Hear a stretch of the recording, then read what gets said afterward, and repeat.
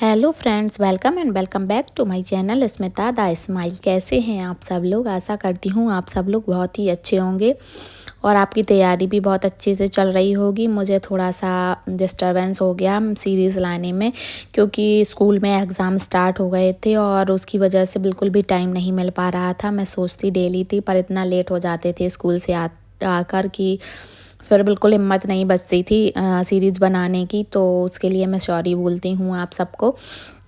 But फिर शिवरात्रि की छुट्टी मिल गई, तो फिर मैंने उस दिन सोचा कि चलो कुछ वीडियोस बना लेते हैं आप लोगों के लिए। तो आपसे मैं बहुत ही दिल से माफ़ी मांगती हूँ और अब आपकी रूटीन में कोई कमी नहीं रहेगी। अब डेली आपको सीरीज़ मिलेगी, तो आप बढ़िया तरीके से लगाइए और क्वेश्चंस सॉल्व करिए। आपकी तैयारी को और आगे तो आप बढ़ाते ही रहे होंगे। अब एमसीक्यूज़ और लगाइए। चलिए क्लास को स्टार्ट करते हैं और नई क्लास में चलते हैं। हे गाइस, तो आज बाल विकास के कुछ नए और एकदम बेहतरीन क्वेश्चंस लेकर आ गई हूँ आप सबके सामने। फिर से आपकी अपनी स्मिता। तो चलिए बने रहिए, बढ़िया से एंजॉय करिए सीरीज को और बढ़िया बढ़िया नए नए तरीके के क्वेश्चंस अटेंड करिए और देखिए कि आपको ये क्वेश्चन बन पा रहे हैं या नहीं बन पा रहे हैं। आप क्वेश्चंस को अच्छे तरीके से डील कर रहे हैं। मुझे आशा है आप ये सब कर लेंगे, क्योंकि आपकी तैयारी बहुत अच्छी हो गई है। तो आप ये सब क्वेश्चंस आपके लिए बहुत ही इजी हो जाएंगे। पर प्रैक्टिस तो करनी ही है, तो प्रैक्टिस करते रहिए और बढ़िया से मनोबल को कभी भी डाउन नहीं करना है, बढ़ाते ही रहना है। और ऐसे क्वेश्चंस आप करते रहेंगे तो आपको बहुत ही ज़्यादा उत्सुकता होगी कि पेपर कब आ जाए और मैं कब उसको सॉल्व कर लूँ। तो चलिए क्लास को आगे बढ़ाते हैं और क्वेश्चन सेशन स्टार्ट करते हैं। पहला क्वेश्चन है, विशेष आवश्यकता वाले बच्चों को सम्मिलित करना। मतलब ये पूछा जा रहा है कि विशेष जो आवश्यकता वाले बच्चे हैं तो उनको सम्मिलित करना चाहिए जिनमें अक्षमता ना हो, उन बच्चों के लिए हानिकारक है। मतलब जो विशेष आवश्यकता वाले बच्चे हैं उनको सम्मिलित करने से क्या हो सकता है? जिनमें अक्षमता ना हो उन बच्चों के लिए हानिकारक है, एक अवास्तविक लक्ष्य है, विद्यालयों पर भार बढ़ा देगा और शिक्षण के प्रति दृष्टिकोण, विषय वस्तु और धारणा परिवर्तन की अपेक्षा रखता है। पूछ रहा है तो जो विशेष आवश्यकता वाले बच्चे हैं उनको सम्मिलित करने से ये जो तीन चीज़ें हैं ना, ये तो नेगेटिव में आ जाएंगी। और मैंने आपको बताया ही है कि नेगेटिव चीज़ों को अगर नेगेटिव नहीं पूछा गया है तो उनको हटाने की कोशिश करनी है। तो उनको हानिकारक होगा। हानिकारक क्यों होगा? ये नेगेटिव वर्ड आ जाएगा तो ये भी गलत हो जाएगा। और अवास्तविक लक्ष्य है, अवास्तविक लक्ष्य नहीं है तो ये भी गलत हो जाएगा। और विद्यालय पर भार बढ़ा देगा। भार क्यों बढ़ाएंगे भाई? विशेष आवश्यकता वाले बच्चों में उन बच्चों की बात हो रही है जो कि जिनका आईक्यू लेवल ज़्यादा होता है, उनके बच्चों की बात कर रहे हैं। तो ऐसा ये चीज़ें कुछ नहीं होंगी, ये तीनों नेगेटिव ऑप्शंस हैं। और जो डी ऑप्शन है, शिक्षण के प्रति दृष्टिकोण, विषय वस्तु और धारणा परिवर्तन की अपेक्षा रखता है। तो जो विशेष आवश्यकता वाले बच्चे हैं ना, जो उनका जो शिक्षण के प्रति दृष्टिकोण और विषय वस्तु है उनमें थोड़ा सा परिवर्तन करने की आवश्यकता होती है। तो इसका राइट आंसर ऑप्शन डी हो जाएगा। नेक्स्ट क्वेश्चन है, निम्नलिखित में से कौन सा सृजनात्मकता की ओर ले जाता है? पूछा जा रहा है कि जो चार ऑप्शन दिए गए हैं उनमें से कौन सा एक ऑप्शन है जो सृजनात्मकता की ओर ले जाता है, यानी जो सृजनशील बनाता है। और सृजनशीलता तो बहुत ही उचित मानी जाती है, तो इसमें पूछा जा रहा है वही बताना है। ऑप्शन ए अहमवादी चिंतन, ऑप्शन बी अपसारी चिंतन, ऑप्शन सी अभिसारी चिंतन और ऑप्शन डी है सामवेगिक चिंतन।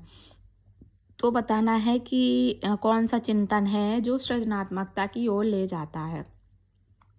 तो ये तो एकदम परफेक्ट क्वेश्चंस है जो कि आना बनता भी है। तो इसका राइट आंसर होगा ऑप्शन बी, अपसारी चिंतन। अपसारी चिंतन जो होता है वह सृजनात्मकता की ओर ले जाता है और सृजनात्मकता बहुत ही महत्व रखती है बच्चों के जीवन में या सभी के जीवन में। सृजनशील जो बालक होते हैं वो खुद से कुछ कर गुजरने की कोशिश करते रहते हैं। नेक्स्ट क्वेश्चन पर बढ़ते हैं और नेक्स्ट क्वेश्चन है कि जो जीन पियाजे के जो हैं उनके अनुसार बालक कौन सी अवस्था में परिकल्पनाओं को समझने की तथा तार्किक वाक्यों के आधार पर विचार करने की योग्यता प्राप्त कर लेता है?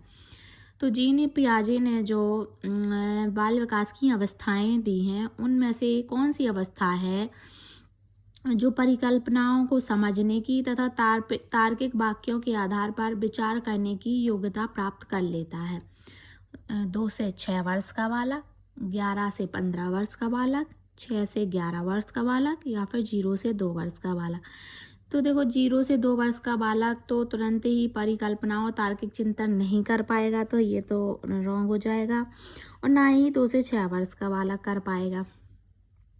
तो परिकल्पनाओं को समझने और तार्किक वाक्यों के आधार पर विचार करने की योग्यता पालेगा, अब वह है 11 से 15 वर्ष का। जो 11 से 15 वर्ष का बालक है वह तार्किक वाक्यों के आधार पर विचार करने की योग्यता प्राप्त कर लेगा। तो जो अब ऑप्शन बी है वो राइट आंसर आपका यहाँ पे हो जाएगा। चलिए नेक्स्ट क्वेश्चन पर बढ़ते हैं।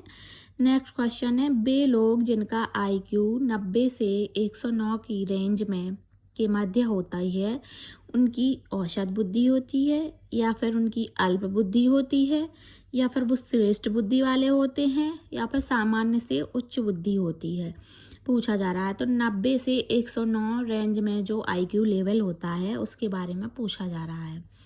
तो ये तो देखो फ्रेंड्स, ये तो रटने वाली चीज़ थी एकदम। और IQ लेवल आपको पता होना चाहिए कि कितने से कितने के बीच में कौन सी बुद्धि मानी जाती है। तो 90 से जो 109 के बीच में मतलब कि जिसमें 100 भी आता है, तो वो औसत बुद्धि वाले बच्चे ही माने जाते हैं। तो इसका राइट आंसर ऑप्शन ए हो जाएगा। औसत बुद्धि वाले बच्चों का IQ लेवल जो है 90 से 109 की रेंज में रहता है। तो इसका राइट आंसर ऑप्शन ए हो जाएगा। चलिए नेक्स्ट क्वेश्चन पर बढ़ते हैं। और नेक्स्ट क्वेश्चन अपना ये रहा स्क्रीन पर। चलिए पढ़ते हैं और आप लोग फटाफट इनका आंसर दीजिए। मानव व्यवहार संज्ञानात्मक, व्यवहारात्मक तथा पर्यावरणीय निर्धारकों के बीच सतत अंतःक्रिया का प्रतिफल होता है। जो ये परिभाषा दी गई है उसके बारे में पूछा जा रहा है कि किसने दी है। VF स्किनर ने, अल्बर्ट बंडूरा ने, ब्रूनर ने, या फिर जीन पियाजे ने। तो जीन पियाजे ने दी है। किसने दी है ये बताना है। जो मानव व्यवहार है वह संज्ञानात्मक, व्यवहारात्मक तथा पर्यावरणीय निर्धारकों के बीच सतत अंतःक्रिया का प्रतिफल होता है। तो ये परिभाषा आपको एकदम अच्छे तरीके से रट लेनी है। और ये क्या है, ऐसे ही जो परिभाषाएं दी गई हैं उनको थोड़ा सा कीवर्ड के थ्रू एकदम से रट लेना है। तो आपको ये क्योंकि एक ना एक तो परिभाषा आनी ही है, तो उनके राइटर को बहुत अच्छे तरीके से रट लेना है, कीवर्ड के थ्रू माइंड में फिक्स कर लेना है। जो ये परिभाषा दी गई है वह BF स्किनर महोदय ने दी है। और जो जीन पियाजे हैं वो संज्ञानात्मक विकास पर फोकस करते हैं। और जो BF स्किनर है उन्होंने तीनों के बीच अंतःक्रिया का प्रतिफल बताया है। तो इसका right answer option A BF Skinner हो जाएगा। चलिए नेक्स्ट क्वेश्चन पर बढ़ते हैं। नेक्स्ट क्वेश्चन है, स्मृति स्तर के सीखने में निर्धारित अंतर्निहित 4 प्रक्रियाओं का क्रम बताना है। जो स्मृति के स्तर हैं उनमें जो 4 प्रक्रियाएं हैं उनको क्रम से बताना है कि किस क्रम में वो होती हैं। ऑप्शन ए है प्रत्यक्षीकरण। पहले प्रत्यक्षीकरण होता है, फिर धारण, फिर प्रत्यास्मरण, फिर पहचान। ऑप्शन बी है पहले प्रत्यक्षीकरण होता है, फिर प्रत्यास्मरण होता है, फिर धारण और फिर पहचान होती है। ऑप्शन डी है ऑप्शन सी प्रत्यक्षीकरण, धारण, पहचान, प्रत्यास्मरण। और ऑप्शन डी है पहले प्रत्यक्षीकरण, फिर पहचान करो, फिर धारण करो और फिर प्रत्यास्मरण करो। तो बताना है कि कौन सा सही क्रम होगा। देखिए प्रत्यक्षीकरण तो चारों ऑप्शन में फर्स्ट पर ही दिया गया है, तो इससे तो नहीं डिसाइड कर पाएंगे। इनका क्रम आपको अच्छी तरीके से आना चाहिए, तभी आप इनको सही लाइन में अरेंज कर पाएंगे। तो चलिए मैं इसका राइट आंसर आपको बता देती हूँ। इसका राइट आंसर ऑप्शन डी होगा। सबसे पहले सीखने के जो स्तर हैं उसमें प्रत्यक्षीकरण आएगा, फिर पहचान करेंगे आप उसकी, फिर धारण करेंगे और फिर उसके बाद प्रत्यास्मरण होगा। तो इसका राइट आंसर ऑप्शन डी हो जाएगा। स्मृति लेवल में जो सही सीक्वेंस है वो यही होगा। प्रत्यक्षीकरण, पहचान, धारण और फिर प्रत्यास्मरण। फ्रेंड, कैसे लगे आपको क्वेश्चंस अच्छे लग रहे हैं? सेशन अगर आपको अच्छा लग रहा है तो लाइक कर लीजिए, और मोटिवेशन के लिए आपका कुछ नहीं बिगड़ेगा। अगर आपको पसंद आएगा तो आप लाइक करने का एक ही बटन दबाना है, आपको थंब का जो ऑप्शन दिया रहेगा उसको दबाना है, बस हो गया आपका काम। और मुझे भी मोटिवेशन मिल जाएगा इसी तरीके के और क्वेश्चंस लाने के लिए। फ्रेंड्स, जो थोड़ा सा डिस्टर्बेंस हो गया है, बीच में जो ब्रेक हो गया है, उसके लिए मैं सॉरी बोलती हूँ। अब ऐसा नहीं होगा। और थोड़ा सा टाइम टेबल नहीं बन पा रहा था, तो उसकी वजह से ये चीज़ें हो गई हैं। बट कोई ना, अब आप कोई भी गैप नहीं होगा बीच में, आराम से बढ़िया तरीके से कंटिन्यूअस क्लासेस चलेंगी। और आप बढ़िया से लाइक कर लीजिए और फ्रेंड्स के साथ शेयर कर दीजिए ताकि उनकी भी हेल्प हो सके। और चलिए सेशंस को आगे बढ़ाते हैं। चलिए नेक्स्ट क्वेश्चन पर बढ़ते हैं। नेक्स्ट क्वेश्चन है, गत्यात्मक मूल्यांकन क्या समझने में सहायता करता है? गत्यात्मक मूल्यांकन है जो, वो क्या समझने में सहायता करता है? यह समझने में सहायता करता है कि बच्चा सामान्य विद्यालय में पढ़ने के लायक है या नहीं, या फिर बच्चों का बौद्धिक स्तर समझने में हेल्प करता है, या फिर समकक्षियों की तुलना में छात्रों का संबंधित पद समझता है, या फिर बच्चे की विशिष्ट अधिगम आवश्यकताएं समझता है। तो बताना है गत्यात्मक मूल्यांकन किस चीज़ में हेल्प करता है। देखिए, जो फर्स्ट ऑप्शन है कि बच्चा सामान्य विद्यालय में पढ़ने के लायक है या नहीं, तो ये तो गत्यात्मक मूल्यांकन नहीं समझता है। सभी बच्चे पढ़ने लायक होते हैं, और स्कूल का ये मकसद नहीं होता है कि कौन फर्स्ट आया है, कौन की कितनी डिवीज़न बनी है, ये सब का कोई मतलब नहीं है। इसमें सिर्फ ये समझा जाता है कि बालक को बाल केंद्रित शिक्षा दी जाती है, कि बालक किसी भी तरीके से, जिस तरीके से भी वो समझ पाए, जिस आवश्यकता से भी वो समझ पाए, उसको अधिगम देना है, ये इसका मोटिव रहता है। बाकी ये सब चीज़ें जो बना दी गई हैं कि फर्स्ट आया है बच्चा, सेकंड आया है, या फिर 80-70% बनी है, ये सब तुलना करने का कोई मतलब नहीं होता है। ये सब अलग से ही ऑटोमेटिक बना दिया गया है, बाकी ये चीज़ें नहीं आती हैं। तो बौद्धिक स्तर, बच्चों का बौद्धिक स्तर और बच्चों की समकक्षियों से तुलना करना, ये दोनों ही नहीं आएंगे। और ना ही बच्चा पढ़ने लायक है या नहीं, ये नेगेटिव चीज़ें जो मैंने बताई हैं, वो नेगेटिव चीज़ें वैसे ही हटा देनी है, तो ये तीनों चीज़ें हट जाएंगी।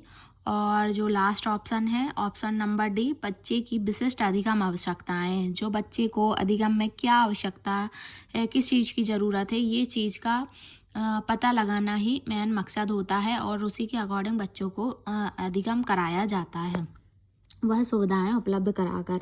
तो ऑप्शन डी राइट आंसर हो जाएगा इसका। चलिए नेक्स्ट क्वेश्चन पर बढ़ते हैं। नेक्स्ट क्वेश्चन है, विद्यार्थियों को एक समस्या का हल खोजने में संघर्ष करते देखकर उनकी सहायता के लिए अध्यापिका उन्हें संकेत और आधे सुलझे उदाहरण देती है। लेव वाइगोत्स्की के सिद्धांत के अनुसार यह कहलाती है। ये पूछा जा रहा है। फ्रेंड्स, जैसे ये क्वेश्चन नंबर 8 दिया गया है, ऐसे ही क्वेश्चंस एग्जाम में आते हैं। तो इस तरीके के क्वेश्चन आपको बहुत अच्छे से, एकदम मस्त तरीके से प्रैक्टिस कर लेनी है इनकी, ताकि आपको ये माइंड में अच्छे तरीके से सेट हो जाएं और ये आपसे बन सकें। इस तरीके क्वेश्चन डील करना आपको आना चाहिए। देखने में ये भारी भरकम से एकदम बड़े से 5-6 लाइन वाले क्वेश्चंस लगेंगे, जिन्हें देखकर डरना बिल्कुल भी नहीं है। इसी तरीके के क्वेश्चंस आते हैं और ऐसे ही आएंगे। तो पूछा जा रहा है कि जो विद्यार्थी को एक कोई समस्या का हल खोजने के लिए दिया गया, तो उनको जो समस्या का हल खोजने के लिए दिया गया, उसमें जब संघर्ष करते हुए अध्यापिका देखती हैं, तो उनको कुछ संकेत और आधे सुलझे हुए उदाहरण देती हैं ताकि उनकी हेल्प हो सके। ये हेल्प करना हो जाएगा। तो लेव वाइगोत्स्की महोदय जो हैं, उनके सिद्धांत के अनुसार यह क्या कहलाती है? प्रतिपादक अध्यापन, प्रतिवर्तन, या पाठ, या क्रमबद्धता। तो बताना है कि जो अध्यापिका हेल्प कर रही है और जो आधे सुलझे हुए संकेत दे रही है, उसको क्या कहेंगे? तो इसका राइट आंसर हो जाएगा ऑप्शन नंबर सी, पाठ कहेंगे इसको। जो अध्यापिका द्वारा जो हेल्प की जा रही है, उसको पाठ कहा जाएगा। तो ऑप्शन सी इसका राइट आंसर हो जाएगा। आई होप आपको क्वेश्चन अच्छे तरीके से समझ में आ रहे होंगे। नेक्स्ट क्वेश्चन पर बढ़ते हैं। नेक्स्ट क्वेश्चन है हावर्ड गार्डनर के अनुसार बुद्धि क्या है। जो हावर्ड गार्डनर हैं उनने बुद्धि को किस तरीके से समझाया है, क्या कहा है बुद्धि के बारे में। कई विशिष्ट क्षमताओं का एक समूह है। उन्होंने कहा है कि कई विशिष्ट क्षमताओं का एक समूह है बुद्धि, या फिर व्यवहार में नकारात्मक परिवर्तन है बुद्धि, या फिर व्यवहार में सकारात्मक परिवर्तन है, या फिर मूल उत्पादों का उत्पादन करने की क्षमता है। तो देखिए ये जो दो ऑप्शन दिए गए हैं बी और सी के, व्यवहार में नकारात्मक और व्यवहार में सकारात्मक परिवर्तन, तो ये तो दोनों ही नहीं आएंगे क्योंकि एक ही वर्ड पर फोकस किया गया है। और मैंने बताया कि जहाँ पर केवल या वर्ड का यूज़ किया जाए या एक ही वर्ड पर फोकस किया जाए तो वो नेगेटिव चीज़ें हो जाएंगी, उनको वैसे ही हटा देना है। तो ये दोनों ही ऑप्शन हट जाएंगे क्योंकि व्यवहार में नकारात्मक और सकारात्मक दोनों ही तरीके के परिवर्तन हो सकते हैं, तो ये तो दोनों ही हट जाएंगे, दोनों ही ऑप्शन एलिमिनेट हो जाएंगे। अब बचा मूल उत्पादों का उत्पादन करने की क्षमता या फिर कई विशिष्ट क्षमताओं का एक समूह। तो जो कई विशिष्ट क्षमताएं होती हैं उनका एक समूह बुद्धि माना जाता है, ये राइट आंसर हो जाएगा। और हावर्ड गार्डनर ने भी यही कहा है कि बुद्धि कई विशिष्ट क्षमताओं का एक समूह है। और जाहिर सी बात है कि बुद्धि कोई एक चीज़ तो होती नहीं है, बुद्धि में सारी ही विशिष्ट क्षमताएं आ जाती हैं जिनका एक ग्रुप बन जाता है। तो राइट आंसर ऑप्शन ए हो जाएगा। नेक्स्ट क्वेश्चन पर बढ़ते हैं। नेक्स्ट क्वेश्चन है नाको की स्थापना कब की गई थी। जो नाको है उसकी स्थापना पूछा गया है। नाको का फुल फॉर्म पहले बता देते हैं। नेशनल एड्स कंट्रोल ऑर्गेनाइजेशन है नाको का फुल फॉर्म। तो इसकी स्थापना पूछा गया है कि कब हुई थी, 1990 में, 1991 में, 1998 में या फिर 1992 में। तो बताना है कि नाको की स्थापना कब की गई थी। नेशनल एड्स कंट्रोल ऑर्गेनाइजेशन नाको फोकस किया जाए तो वो भी गलत हो जाता है, मैंने आपको अभी बताया है। बच्चों की अभिव्यक्ति और उनकी सक्रिय भागीदारी को महत्व देना, ये भी हो जाएगा। और जो ऑप्शन डी है ये ज़्यादा सटीक आंसर बन रहा है इसका, कि बच्चों को पूर्ण रूप से स्वतंत्रता देना, हर चीज़ में स्वतंत्र रखना। स्वतंत्रता देने से उसको बच्चे को जो अपने तरीके से समझ में आएगा वो सीखेगा, और उसकी देखना है जो आवश्यकताएं हैं जिस तरीके से उसको समझ में आ रहा है उस तरीके का यूज़ करना। तो ये बच्चों या बाल केंद्रित शिक्षा हो जाएगी। तो इसका राइट आंसर ऑप्शन डी हो जाएगा, बच्चों को पूर्ण रूप से स्वतंत्रता देना ताकि वो अपने तरीके से सीख सकें। अब नेक्स्ट क्वेश्चन है, चलिए नेक्स्ट क्वेश्चन पर बढ़ते हैं। नेक्स्ट क्वेश्चन है सिगमंड फ्रायड के अनुसार अचेतन मन की विशेषताओं को ज्ञात करने की सर्वाधिक उपयुक्त विधि कौन सी है। जो सिगमंड फ्रायड ने जो बताया है कि जो अचेतन मन है उसकी विशेषताओं को ज्ञात करने के लिए या याद करने के लिए उसकी सबसे सर्वाधिक उपयुक्त विधि पूछ रहे हैं। व्यक्तिगत अध्ययन, साक्षात्कार, स्वप्न विश्लेषण या फिर समाजमिति तकनीक। तो जो अचेतन मन है उसकी विशेषताओं को ज्ञात करने की सर्वाधिक उपयुक्त विधि है वो है स्वप्न विश्लेषण। स्वप्न विश्लेषण विधि से ही अचेतन मन की विशेषताओं को ज्ञात किया जा सकता है। तो इसका राइट आंसर ऑप्शन सी हो जाएगा, स्वप्न विश्लेषण विधि। इस तरीके से फ्रेंड्स आज का सेशन था और ये सेशन का लास्ट क्वेश्चन था। आपको कैसा लगा, आपको क्वेश्चंस कितने बने, कितने नंबर आए आपके, ये आउट ऑफ 12 में कितने नंबर आए ये आप मुझे कमेंट करके बताना। और वीडियो अच्छा लगा हो तो वीडियो को लाइक ज़रूर करिए। चैनल पर नए हैं तो चैनल को सब्सक्राइब कर लीजिए, बेल आइकन प्रेस करना बिल्कुल भी मत भूलिए ताकि नोटिफिकेशन फटाफट मिले और आप अपनी प्रैक्टिस को और आगे बढ़ा सकें। इसी तरीके के क्वेश्चंस आपके एग्ज़ाम में आने हैं, खास करके ये लैंग्वेज आधारित क्वेश्चंस आपके एग्ज़ाम में आएंगे ही। तो आप इनको बहुत अच्छे तरीके से बनाना सीख लीजिए, हैंडल करना सीख लीजिए। और इनको देखकर घबराना बिल्कुल भी नहीं है कि ये 8-8, 10-10 लाइन वाले क्वेश्चन क्यों आ गए, छोटे छोटे ऑप्शन वाले क्वेश्चन क्यों नहीं आए।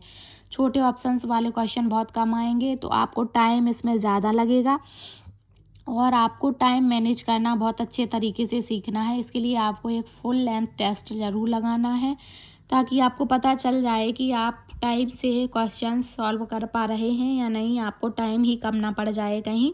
तो इस तरीके की प्रैक्टिस आपको करते रहनी है। पहले से ही मैंने बता भी दिया है कि ऐसे ही लेंथी क्वेश्चंस आएंगे आपको, वो बहुत इजी रहेंगे। अगर आपने समझ लिए तो इजी रहेंगे, बट देखने में वो आपको लेंथी लगेंगे, तो देखकर ही डरना नहीं है। और चलिए बने रहिए, नेक्स्ट सेशन के लिए आप वेट करिए, आपको नोटिफिकेशन मिल जाएगा। अपने फ्रेंड्स के साथ भी शेयर करिए। Thank you for watching. आपको PDF की ज़रूरत होगी तो मैंने फ़ोटोज़ लगा दी हैं, इसकी हार्ड कॉपी आप निकलवा लेना।